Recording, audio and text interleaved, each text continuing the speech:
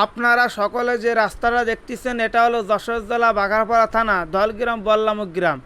আসলে এই গ্রামের বাসিন্দা আমি নিজেও।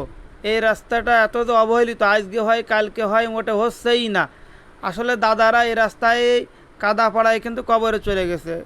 আমাদের অবস্থাও তাই, আমাদের ছেলে পেলেও মনে হয় কাদা টাদা পাড়ায় কবরে যাবে। কিন্তু আল্লাহর কাছে দোয়া করে এমন একজন দায়িত্বশীল আমাদের এখানে মিলিয়ে দেন যাতে আমাদের রাস্তাঘাটগুলো ভালো হয়ে যায়, সব জায়গার রাস্তা ভালো হোক। শেষ পর্যায়ে যখন দেখলাম ডেলিভারি যে সমস্ত মা বোনেরা হাসপাতালে যাওয়ার মতো, তাদেরকে দেখলে খুব মায়া লাগে যে হাসপাতাল পর্যন্ত পৌঁছাবে না। এবং বিরুদ্ধ বাবুজানরা, মারা, ভাইয়েরা, বোনেরা যখন রাস্তায় যায় এত খারাপ লাগে। কাদা, ভ্যানের তো কয়েকটা রিংই ভেঙে গেছে। আর প্রতিনিয়ত প্রায় গাড়ি, আপনার মোটর সাইকেল, সাইকেল পড়ে যায়।